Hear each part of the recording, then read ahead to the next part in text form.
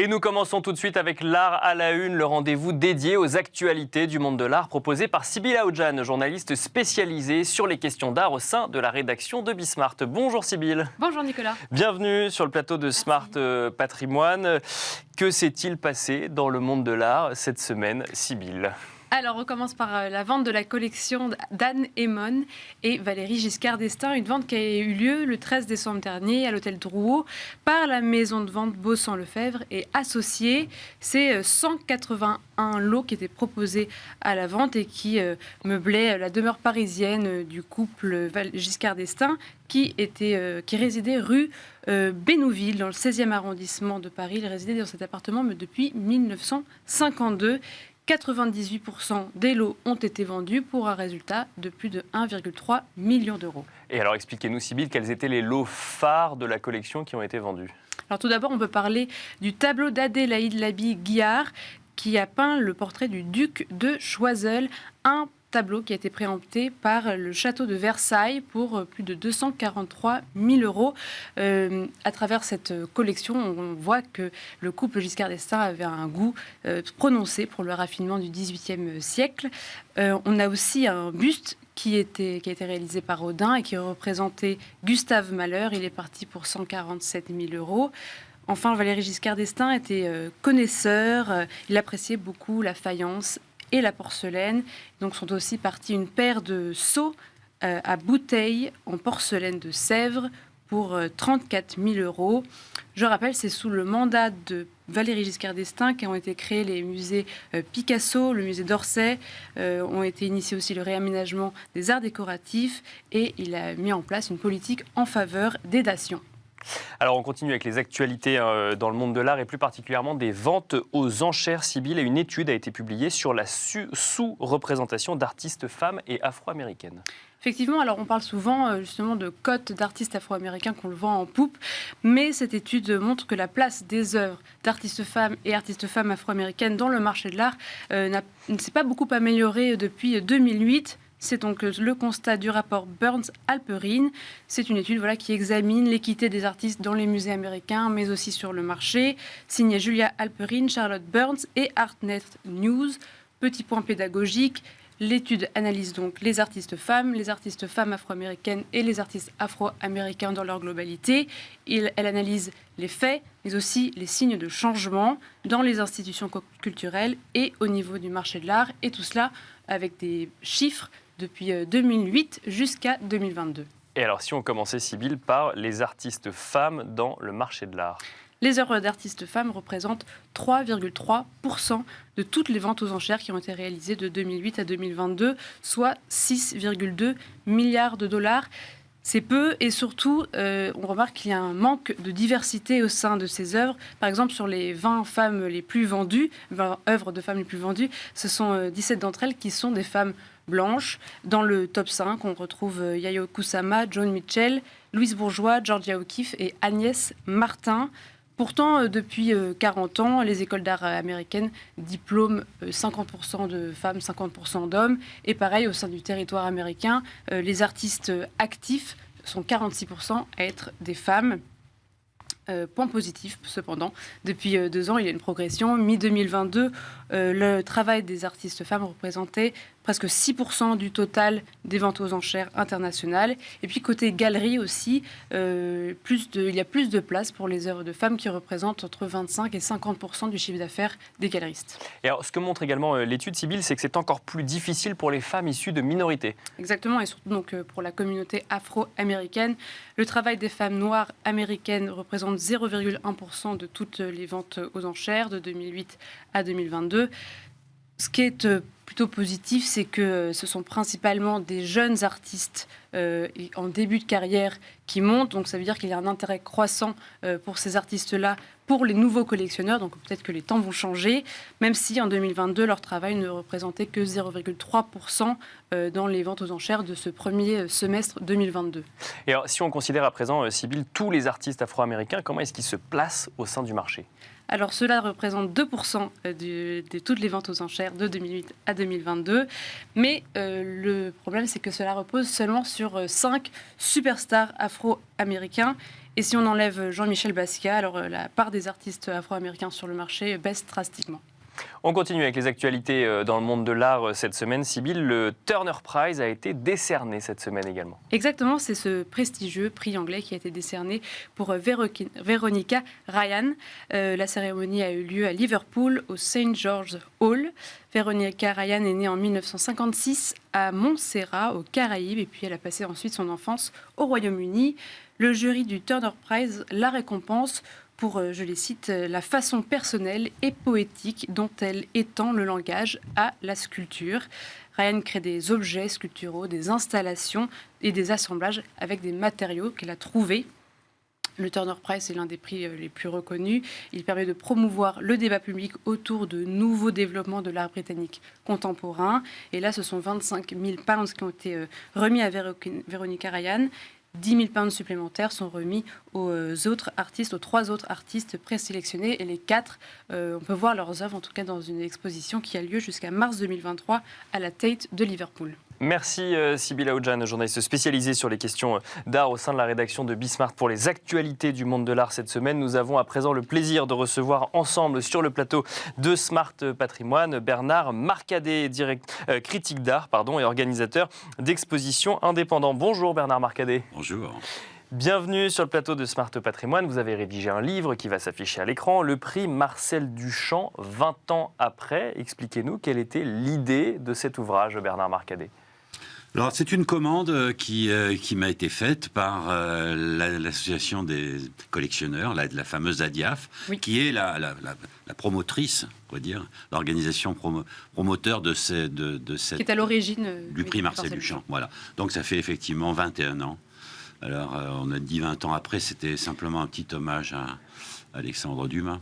Mais c'est 21 ans, il y a 21 artistes qui ont eu le prix Marcel Duchamp depuis l'année 2000. Donc, voilà. Mais ce qui est intéressant dans votre livre, c'est que vous vous entretenez avec ces artistes. Et donc, pour celui notamment qui a reçu le prix en 2000, c'est vraiment presque 23 ans après qu'il ait reçu ce prix, que vous constatez un changement de carrière. Qu'est-ce qu'a changé la remise de ce prix à ces artistes? Oui, je crois qu'au début, c'était un prix un peu... Alors, on vient de parler du Turner Prize. Effectivement, il y avait quelque chose qui manquait en France, un grand prix qui fête la création contemporaine. Et donc, c'est bien sûr un prix le prix Marcel Duchamp. C'est le prix le plus important en France pour fêter la jeune création. Et je pense qu'effectivement, au tout début, c'était un petit peu timide, mais qu'au fur et à mesure, ce prix est devenu très, très important. Et maintenant, effectivement, avoir le prix Marcel Duchamp, c'est vraiment quelque chose. Ce n'est pas... Alors que quand Thomas Hirschhorn, donc le premier artiste qui a été lauréat de ce prix, il avait déjà une petite carrière, donc ça n'a pas beaucoup changé sa carrière. Mais maintenant, je pense que depuis une dizaine d'années, disons au milieu des années 2000, à partir de 2010, c'est un prix qui compte et qui fait partie effectivement des grands événements. C'est-à-dire avoir le prix Marcel Duchamp, c'est vraiment très important dans sa carrière. Parce que c'est quoi? C'est de la visibilité, c'est vraiment que des collectionneurs adoubent un travail d'artistes contemporains. Qu'est-ce que ça apporte vraiment à la carrière de justement ces derniers prix? Oui, alors je pense que en général, ça arrive au milieu de carrière. Je pense que maintenant, c'est entre 40 et 45 ans. Je pense que les lauréats en général. Donc ça... On ne peut pas l'avoir si on est trop jeune, c'est ça? Ou il faut quand même avoir un... Oui, non, il faut quand même déjà avoir une certaine visibilité. Mais une visibilité plutôt nationale dans un premier temps. Et je pense que ce qui est très passionnant dans ce prix Marcel Duchamp, c'est la visibilité désormais internationale que ça produit, que ça provoque d'une certaine manière. Je crois que c'est ça le changement ce qui fait que avoir ce prix, tout de suite, ça ouvre les portes effectivement au niveau international. Alors peut-être pour ceux qui nous écoutent, que récompense exactement le prix Marcel Duchamp? Donc vous l'avez dit, on l'a en milieu de carrière, ça veut dire qu'on va regarder les créations d'un artiste depuis le début de sa carrière et ensuite donner une sorte de saut, en tout cas, ou de reconnaissance vis-à-vis de l'art contemporain ou de la contribution à l'art contemporain de l'artiste en question? Oui, alors il y a ça, il y a aussi une exposition quand même qui est maintenant au Centre Georges Pompidou. C'est-à-dire que les trois impétrants, les trois lauréats, enfin les trois qui se présentent, 3 ou 4, ça dépend des années, qui se présentent, ont une exposition quand même déjà, donc une visibilité au Centre Georges Pompidou. D'accord. Paris. Oui. Donc ça, c'est déjà un point important. Autrefois, c'était plutôt à la FIAC, ça durait que quelques jours, tandis que maintenant, c'est véritablement, et donc les trois artistes ont une visibilité très forte.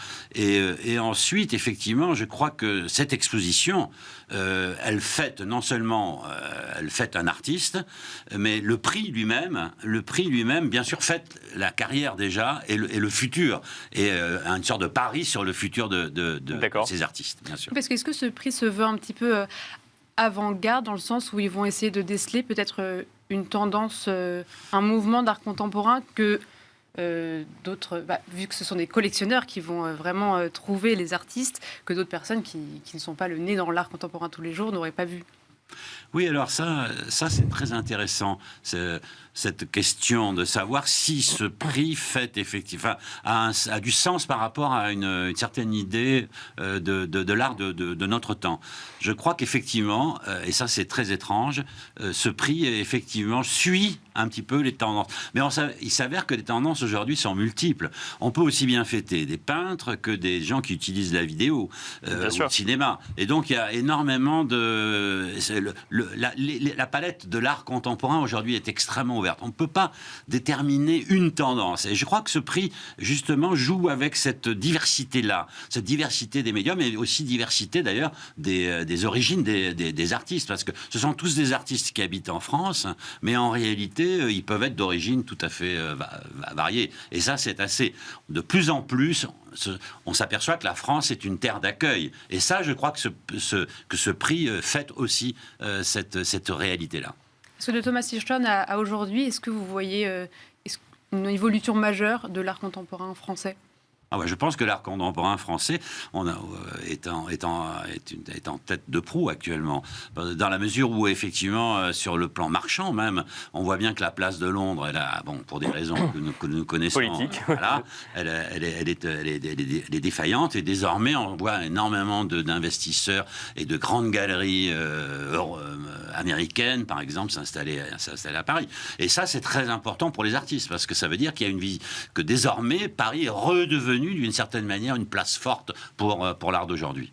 Et en termes de style, on va retrouver quoi Alors, en termes de style, je pense que c'est tout à fait ouvert. Je crois que ça, c'est vraiment l'époque depuis, je dirais, une trentaine d'années. On sait qu'il n'y a pas une tendance dominante. Alors, il y a régulièrement un retour de la peinture. Ensuite, on dit ah non, la peinture, il y en a marre, il y en a trop. Après, on va plutôt vers la vidéo, vers le cinéma, vers l'installation, vers les sculptures, Mais en réalité, ça va et ça vient. Mais il y a toujours à peu près ça revient à peu près au même toujours, d'ailleurs. Mais alors justement, les techniques évoluent. Est-ce que pour autant, vous, en tant que critique d'art, vous êtes capable de donner une définition de l'art de notre temps, ou c'est trop complexe aujourd'hui, tellement les réalités sont différentes?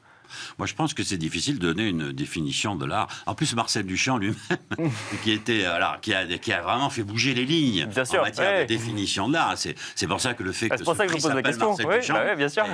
Donc, effectivement, je pense que les artistes, être un artiste aujourd'hui, c'est tenter, en tout cas, être un très grand artiste, en tout cas, c'est tenter effectivement de redéfinir à chaque fois effectivement ce qu'il en est de l'art. Ça, c'est sans doute l'ambition extrême. Mais je ne dirais pas que tous les artistes qui ont eu le prix Marcel Duchamp ont redéfini l'art. Je pense qu'au fond d'eux, ils espèrent effectivement cela. Mais ce n'est pas sûr que l'histoire leur donne raison. Bien sûr. Absolument. Le prix Marcel Duchamp est aujourd'hui extrêmement reconnu.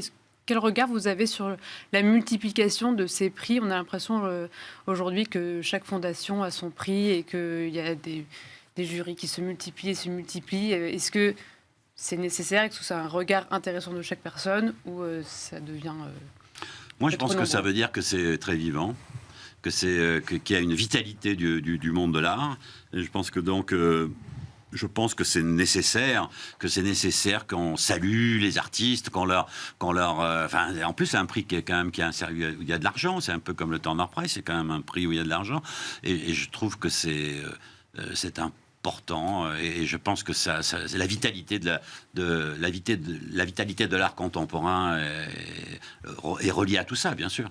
Merci beaucoup Bernard Marcadet d'être venu sur le plateau de Smart Patrimoine. Je rappelle que vous êtes critique d'art et organisateur d'expositions indépendants. Vous avez également écrit le livre Le prix Marcel Duchamp, 20 ans après. Merci beaucoup.